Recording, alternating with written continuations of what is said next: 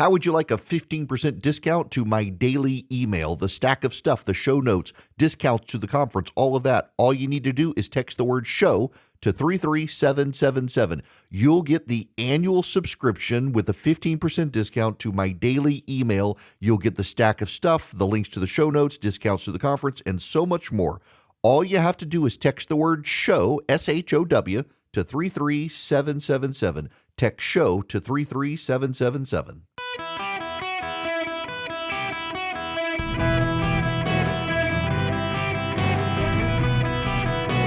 Welcome to the Eric Erickson Show podcast, Hour 3. Hello, America. Welcome. It is Eric Erickson here. The phone number, 877-973-7425 if you want to be on the program. I'm typing something as I talk to you here. I know, unprofessional. Forgive me. Okay.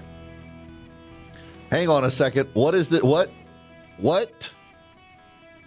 No.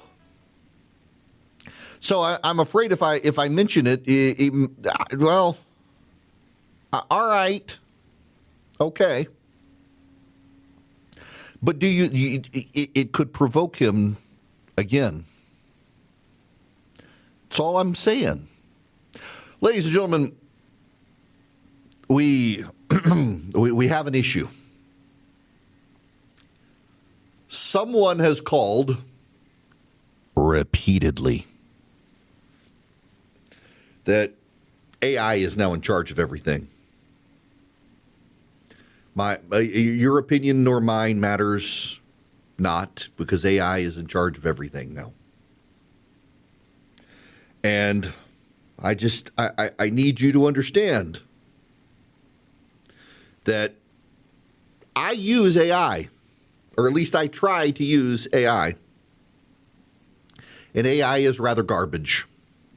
There are some things AI is fine with, but over time AI hallucinates. Maybe you are hallucinating if you think AI is in charge of everything, but I can assure you, as someone, I got subscriptions to them all.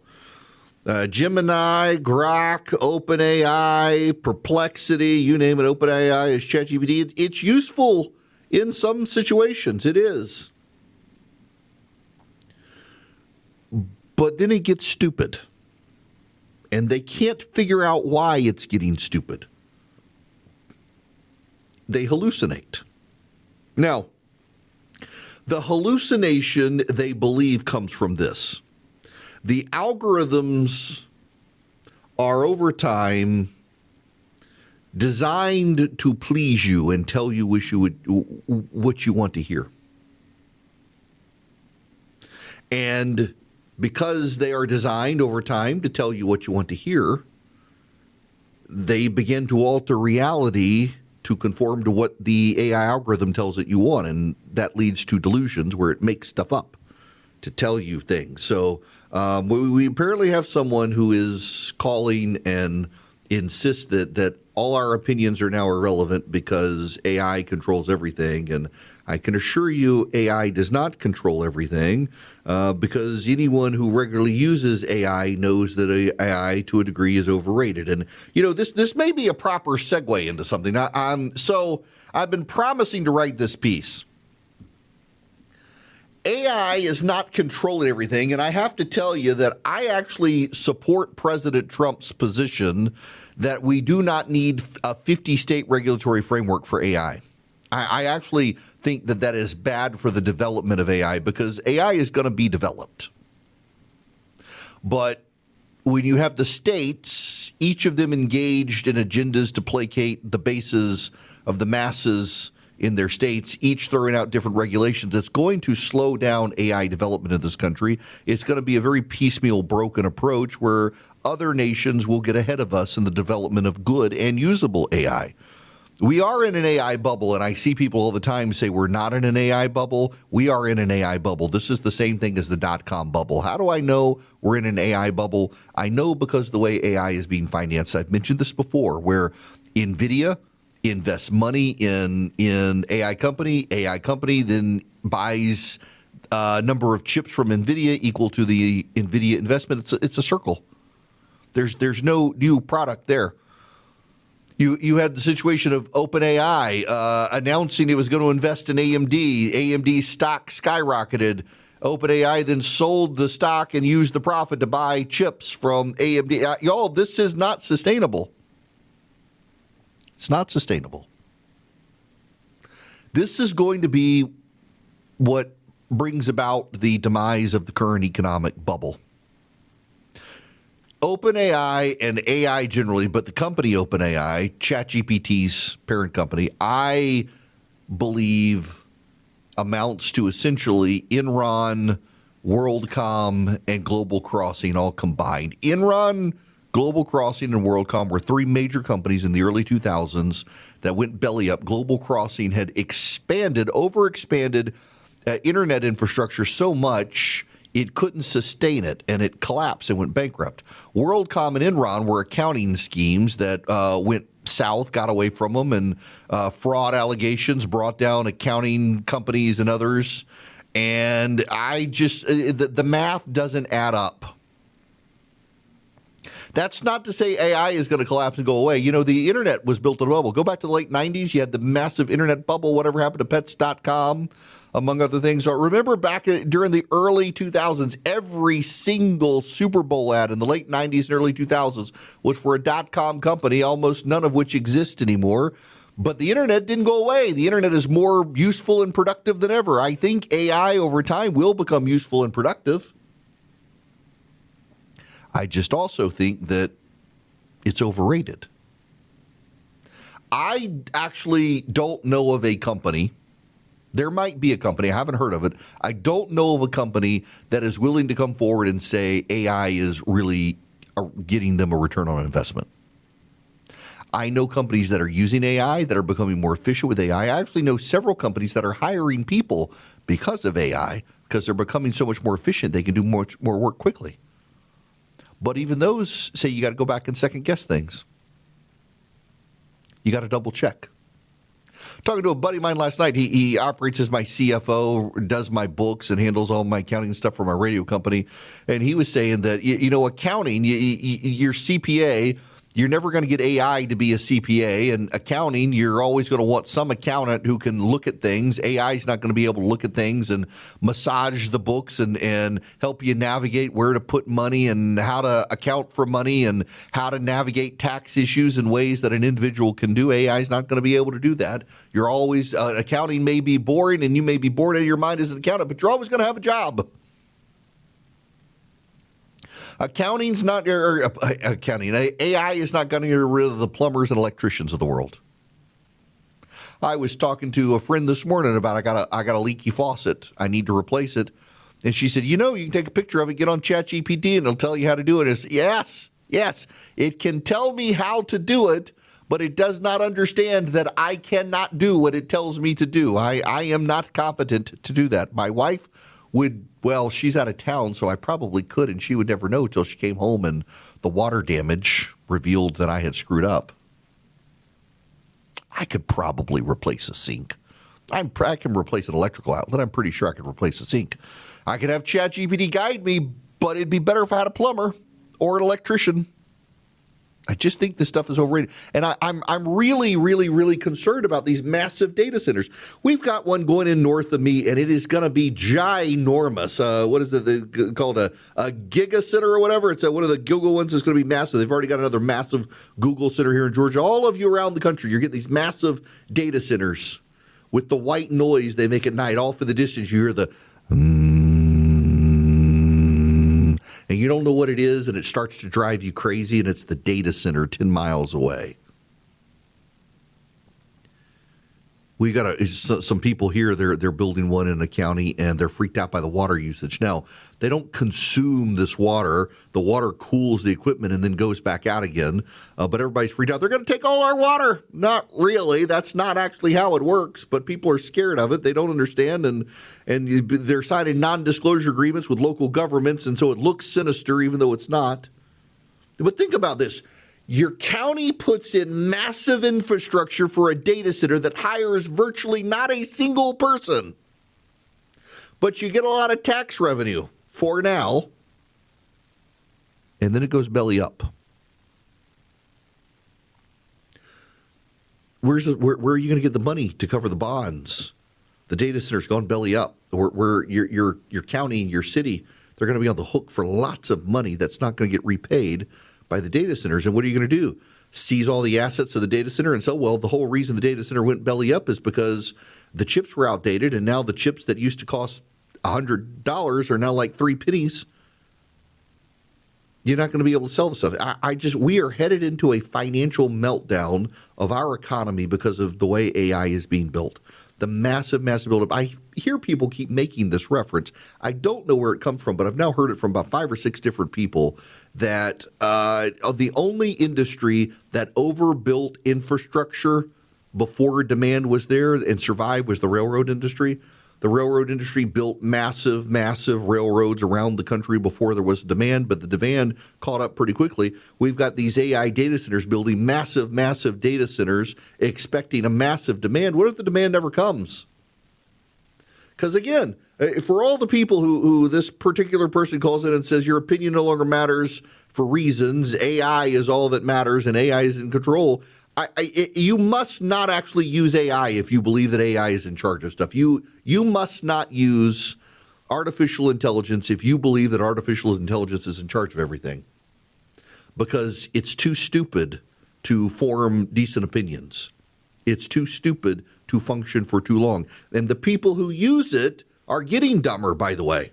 The college kids who are relying on AI, not only are they getting a constant source of bad information, they're also becoming stupider for relying on a computer to tell them what's true when much of what the computer tells them is false. In fact, if you really want to get on into the rabbit hole with AI, get on ChatGPT. Tell it to make the arguments that the moon landing was fake. Pretty soon you'll be convinced. It can be a useful tool. So listener David just emailed in. He uses AI. He says, if I can get his email pulled up here, that he uses AI in technical writing. And there are obviously problems with AI, as I've been telling you. He says, I use it frequently, but I have the ability to check the results. My rule of thumb is, in order to ask the right question, one has to know a part of the answer. I only use AI to fill in my technical writing and pull in resources on technical subjects. I already know parts of the answer. Now, he's an engineer, and he can do that.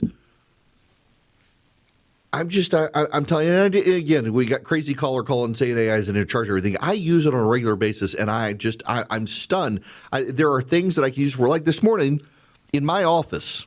I wanted to figure out a setup for a video chat that people who watch my video stream can see, but also the audio can go to radio, and it's kind of hard. And I was able to diagram out how my equipment is set up, and I feed it into ChatGPT. Well, I didn't. A friend of mine did. And it gave me the answer that I thought was the answer, and sure enough, it works. That was very useful, helping me problem solve in that way. I have, for recipes, put in all the ingredients I wanted in ChatGPT. It says, help me with the recipe. And it provided me a recipe that I could tell was not going to be good, but if I made certain adjustments, it would be. It's really amazing, some of the stuff that you can conjure up with ChatGPT. In fact, last night we were on the front porch, and Philip had a cigar wrapper, and we didn't recognize the brand. And he took a picture and put it in ChatGPT. What is this? And it told us all about the cigar. It was a good cigar. I didn't mean for him to have it because apparently it was a good cigar, and I should have smoked it, but I gave it to him instead because I thought it was going to be terrible and too strong for me, and apparently it would have been just nice. But we figured out what it was. There's real use for AI. Real problem is that they're overbuilding it. The real problem is the economics are not sound. And the real problem is it's taking the bottom rung jobs that used to go to young people out of college to give them experience to work up the ladder. So now the young people are going to have to go further into college debt to get more experience to come in above where AI is on the ladder for corporations, and they're going to be saddled with debt, with AI always headed in their direction. But it keeps making weird mistakes over time. And I think if you're not a regular user of AI, you don't appreciate how all AI systems, no matter how well built, over time begin to hallucinate and start making stuff up. And nobody seems to have an answer to that. And meanwhile, not a single company that I'm aware of says it's getting a return on investment in AI investment. There's a lot of chatter. There's a lot of financial investment into it. I've used AI. I see the benefits. It makes me more efficient. But it starts making weird mistakes, and companies using it at scale don't see a return on investment. What they see is that it's taking kids' jobs and doing no better than the kids out of college. So at least the kids on college can learn and be flexible, so maybe bring them back. Guys, if you struggle to come up with gifts for family members, I got a suggestion for you, the Cove Pure. I love mine. I wasn't sure I would like it as much as I do, and I really, really, really do. What is a Cove Pure? Well, it's an water filtration system. It's on the countertop. You can get cold water. You can get hot water. It even has a bottle button, so you can get the warm bottle perfect for formula for your baby at night. It's really easy. It's so convenient. I use it all the time in my office. You will love it. It sits on the countertop. It uses reverse osmosis. It gets rid of like pharmaceuticals, fluoride, lead, arsenic. It's the purest water you can get. It tastes fantastic. If you're looking for a great gift for your loved ones or for yourself that they're actually going to use the Cove Pure. I partnered with them. They're giving you a $250 holiday discount with my link, covepure.com/Eric. That's COVEPURE.com/Eric, ERICK. You get $250 off, covepure.com/Eric. The sale is going to end, so take advantage of this $250 holiday discount, covepure.com/Eric. Hello there, welcome. It is Eric Erickson here. You should know Ron DeSantis is suggesting there will be a legislative session for redistricting in Florida next year. A growing number of Republican states considering redistricting. Governor DeSantis announced the intention to call a special legislative session on congressional redistricting in the spring of 2026 during an interview with the Floridian. So we're going to redistrict. The issue is that there's a Supreme Court decision we're waiting on. The argument is in October about Section 2 of the Voting Rights Act impacts Florida's maps. We're going to do it next spring. I'm going to talk to Senator Albritton about when it makes sense to do, but it's going to get done. I think we're going to be required to do it because of the court decision. Why? Because the Supreme Court's probably going to say no racial redistricting. Some districts are required under an old interpretation of the Voting Rights Act to be drawn to preserve the strength of a black voting age population or Hispanic voting age population. The feeling seems to be that the Supreme Court's going to overturn its longstanding precedents in that and say you can't use race at all to redistrict. If that's the case, Florida does have to redistrict because it used race to preserve some of those districts. So we'll see. But also, you got to keep in mind as well, a lot of Republicans, they want to see what happens in Tennessee today to get a sense of if they draw an R+10 district into an R+5 district, might that turn into a swing district with Democratic pushes at the polls next year? We'll see. Americans for Prosperity is trying to mobilize a Republican push to the polls next year, along with getting common sense conservative reforms passed in the country. If you go to afpvolunteer.com today, you can sign up with Americans for Prosperity, and you can make a difference in the fight for freedom in this country and for advancing common sense conservative solutions. You go to afpvolunteer.com, that's the website. Sign up with Americans for Prosperity. Americans for Prosperity is the largest and leading grassroots group in the country. They've got chapters in every state. They're on the right. They advance common sense conservative reforms. They fight for things like school choice, the president's tax reforms, deregulation on small businesses, permitting reforms for energy companies to speed up exploration of energy in this country. You can be a part of the fight. They keep you informed with what's happening at your state level and the federal level. They teach you how to talk to your members of Congress, state legislators, local officials, even neighbors about common sense proposals to advance the fight for freedom in the country. And they could even help you learn how to mobilize a grassroots army to win elections. You go to afpvolunteer.com today and sign up with Americans for Prosperity. Around the country, they want to get you involved in the fight for freedom. afpvolunteer.com. Sign up with Americans for Prosperity today. In business, they say you can have better, cheaper, or faster, but you can only pick two. What if you could have all three at the same time? That's exactly what Cohere, Thomson Reuters, and Specialized Bikes have since they've upgraded to the next generation of the cloud, Oracle Cloud Infrastructure.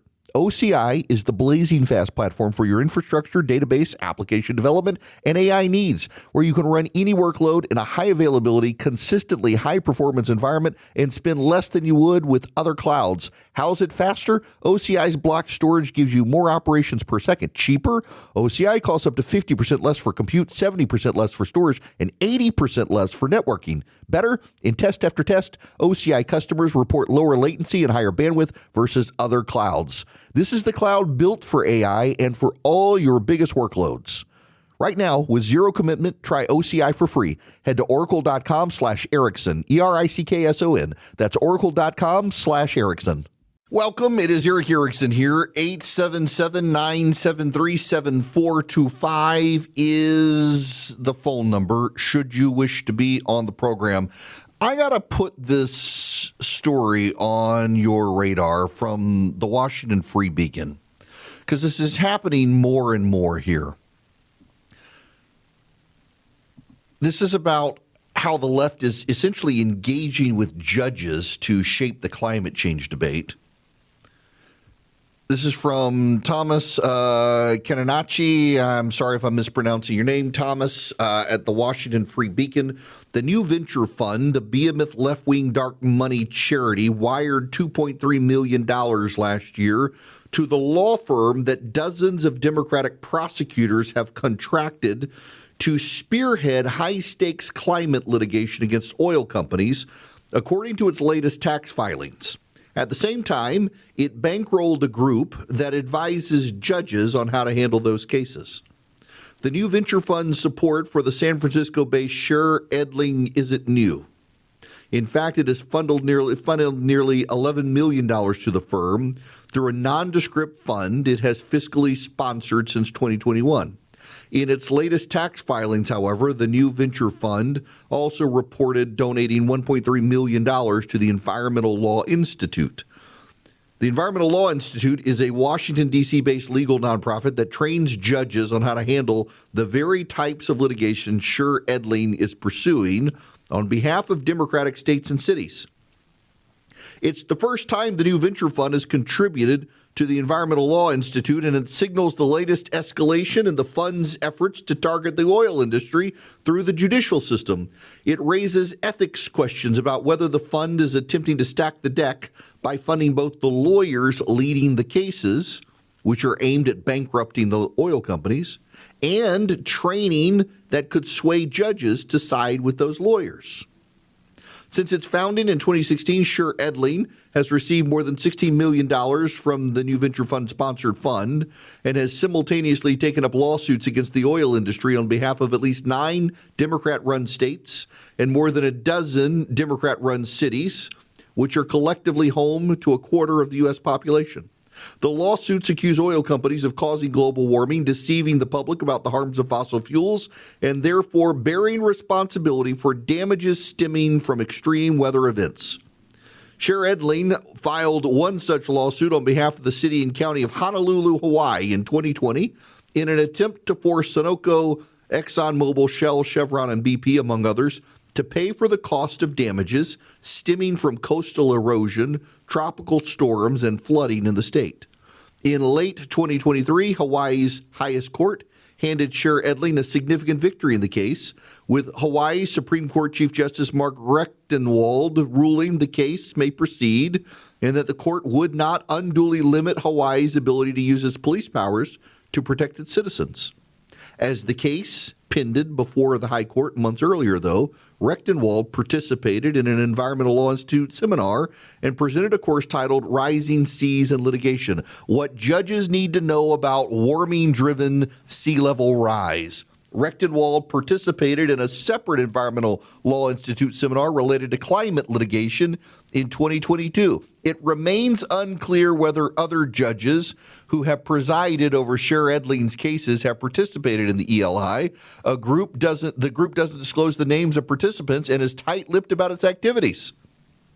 But the Institute states on its website that more than 2,000 judges have participated in its events and training.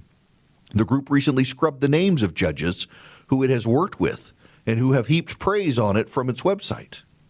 I am welcomely absorbing everything that has been brought to us and look forward to carrying that forward and paying it forward.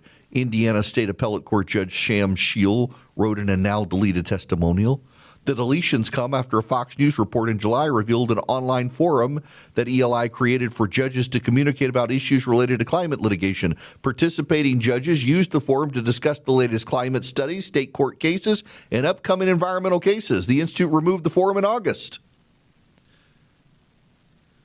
So let me step back from the article at the Free Beacon, which you can get the show notes, and say this. You have a left-wing group funding climate activist lawsuits on one side, and the same left-wing group funding the education of judges in how to interpret laws related to climate suits on the other side. So they're funding the prosecutors of cases and also skewing the education of the judges in those cases. This is how the left is proceeding. And what are they doing? They're suing oil companies, trying to drive up the cost of doing business at a time the Trump administration is trying to lower costs. Here's the reality. We aren't getting rid of fossil fuels. You can't get rid of fossil fuels. How are you going to keep your F-35 in the air? Seriously. How are you going to keep an F-35 in the air? That's an airplane.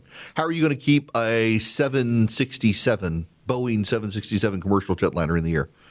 Batteries? You know how much the lithium-ion batteries would have to weigh in a plane to get it across the Atlantic? You're not building a plane that can do that. What about the tank for war?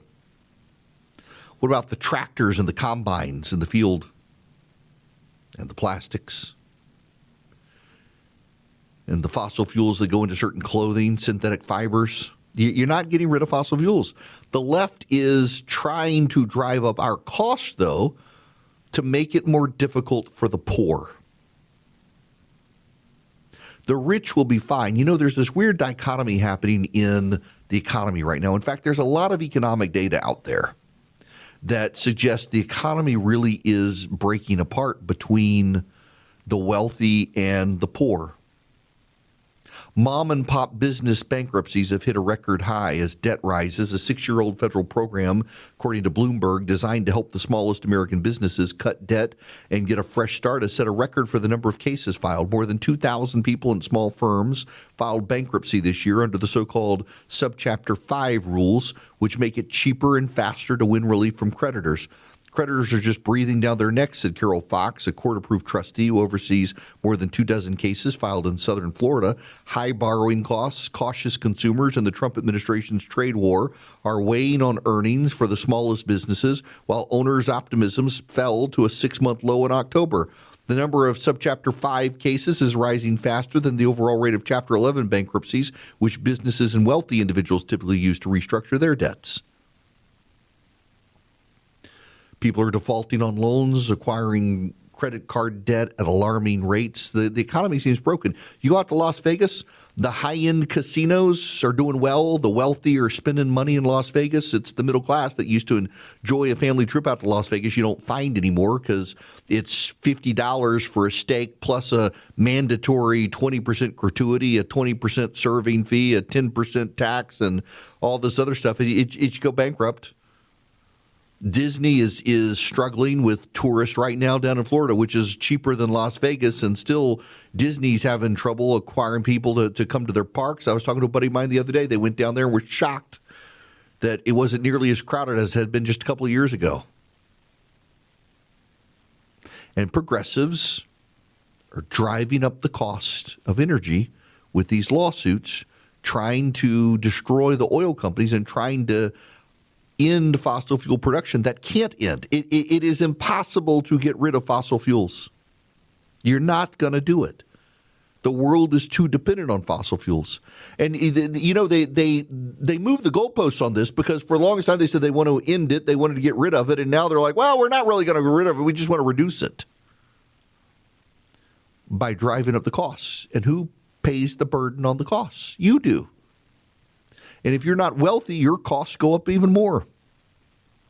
It translates into higher costs of food because the transportation costs, because of the fuel costs, not just to get the cow to the butcher, but then to get the processed meat to the grocery store. All those fuel costs go up. It's why Donald Trump is so committed to lowering fuel costs. It's really freaking out the leftists that he wants to expand oil drilling as rapidly as possible off the coasts of California and the Carolinas and elsewhere. We got a lot of oil out there. We got more oil than Saudi Arabia's got at this point, and we haven't been drilling for it, and we should, and bring down those costs. The left doesn't like it.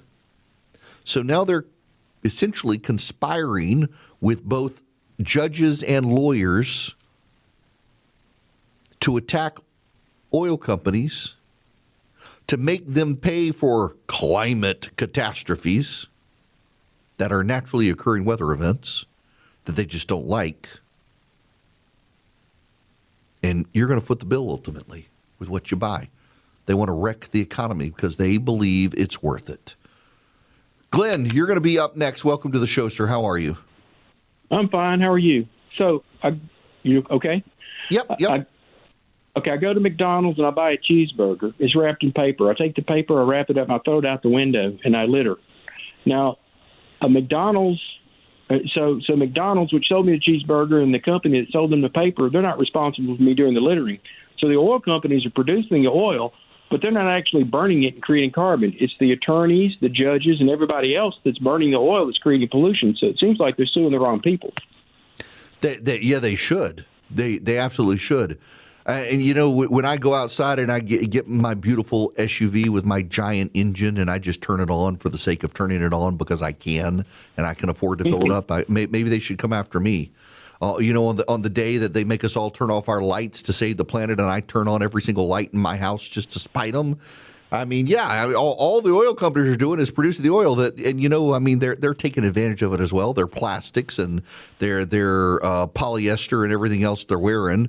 They take advantage of it, but they don't. They're just looking for deep pockets, and that's the problem. Is they can't sue you, me, and each other, so they're coming after the deepest pockets they can find, which are the oil companies, and they're trying to vilify the oil companies, and the oil companies are what's making this country great again. Side note, little bias. My dad worked for an oil company. I think oil is good. I think fossil fuels are good, and I think oil companies are great. I don't own any stock in any, but I'm thinking about investing in some when the prices come down, because I'm just keeping my money on the sidelines right now. I'm not Warren Buffett. I'm not a genius like Warren Buffett, but the markets just seem so unstable right now. I was talking to one of my financial guys the other day and said, you know, I got like $8,000 in an account and you put it in a money market, I think, but I don't know if it's investable right now. He's like, I'm not investing in anything right now because I think everything is overvalued and we're due for a correction. Like, well, I'm glad you said that because I think so too. I just think that these environmentalists are the greatest villains we've had. Think about this. Thanos was an environmentalist. He wanted to cull the population. So I think Sonny Bunch made this point. He works over the Bulwark now. He was at the Free Beacon for a while when he made this point. Maybe he made it in a Washington Post op-ed that environmentalists make for great supervillains. Thanos wanted to reduce the population to save the universe, so he snapped his finger and cut the population in half. Universal genocide. What's his the brother in Aquaman? He wanted to kill all the people for polluting the planet. He was the bad guy. All these environmentalist wacko bad guys. And what was it? The Kingsman, Samuel L. Jackson, wanted to wipe out the population to save the planet. All these environmentalists are the bad guys. They don't even know it. You know, Hitler did not get up in the morning, look in the mirror and say, how can I be evil today? He thought he was saving his people. The environmentalists are the same way. They get up in the morning, they brush up the little swastika, they look in the mirror and they say, how can I save the planet by destroying humanity? That's what they do. Environmentalists are the bad guys. Now, if you're a good steward of the planet, I think you got to be a good steward of the planet. What did God say to Adam and Eve? To take care of the planet. We got to take care of the planet. It's Christianity 101. You find your entire worldview in Genesis 1. You got to be fruitful and multiply and tend to the planet. Don't destroy the planet. But you're not going to destroy the planet. But the environmentalists, they want to wipe us out. They want to destroy us because they want a utopia, and a utopia exists only in the absence of people, and they're trying to drive up your costs. They're trying to punish the poor. They're trying to do all these things. It's like the nanny staters who want to put every safety feature possible in a car, so you can't afford a car, therefore you can't burn a fossil fuel. And they're targeting the oil companies as well. I say we need more oil. The president is right on that. And frankly, his administration should move to investigate these left-wing ninnies who are out there trying to collaborate with judges to persecute, not just prosecute, the oil companies that are actually making America great again. My buddy Dan Mandis just texted Charlie and said that turnout looks strong in Tennessee 7, which should be good for the Republicans there. I don't expect the Republicans to lose it. I'm just interested to see how close it is. One way or the other, it's going to defy next year's elections. Matt Van Epps' strategy of not mentioning Donald Trump is probably going to get picked up by a lot of the GOP. Let's go to the phones. Truett, you're going to be up next. Welcome to the show. Truett? Hey, yeah. Welcome. Can you hear me? Yep. Yeah, so I understand how a glut of oil brings the prices down, but I was telling Philip that I was in North Dakota in 2014 when the price per barrel kind of tanked, and so what happened then was when the price started falling, we're on a global market with oil. And when the price started falling, OPEC kept their production up with the thought of if we can drive these prices down, it'll put the U.S. oil market out of business. And it didn't put them out of business, but it sure put a hurt on them. When I left up there into 14, there was drilling rigs stacked out everywhere because it was costing more to get it out of the ground than it was worth. Yeah. And, wages went down. We weren't near as busy as we were. I talked to some guys after I come home a couple of months later that were still up there, and they said, oh, yeah, we done took a 10% pay cut, and we're not getting near the hours we were, 6 months ago. Yeah. So it's kind of a double-edged sword. Oh, and they're willing to weaponize it against us, too. The Saudis are. And so you got to be careful with the economics of it. You make a really good point. My dad was in that industry for years. We wound up moving overseas where he was production foreman in the Gulf of went from the Gulf of Mexico to the Persian Gulf. And the economics in oil, if it gets too low, you got all these guys making certain wages. They either got to take pay cuts or they gotta be laid off. And Saudi Arabia tried to cost us our energy industry. They want us dependent on them, and Trump doesn't want to be dependent on anybody when it comes to oil, which I think is a good thing. A very commendable trait of his to not be dependent on this sort of stuff. But the economics of it, you got to be careful. You are playing with a global economy when it comes to oil. Speaking of the economy, there's a great class on it and capitalism from Hillsdale College. If you go to ericforhillsdale.com, you can sign up for it, ERICK, ericforhillsdale.com. You sign up with Hillsdale College today, and you start improving your mind. They've got multiple classes, 40 different topics to choose from, ranging from economics and math to chemistry and the hard sciences to philosophy, political science, history, literature, even some theology thrown in. You go to ericforhillsdale.com. There is no penny, folks. You do not pay a penny for this. You go to ericforhillsdale.com and you sign up with Hillsdale College, and they just start making you smarter. And they do a really good job. It's education. It's not indoctrination. ericforhillsdale.com. Sign up with Hillsdale College today. Start improving your mind. Start learning more deeply about a topic you want. Every class, 30-minute lectures, videos. You do it at your own pace. ericforhillsdale.com. Sign up with Hillsdale College today, and I'll talk to you guys tomorrow.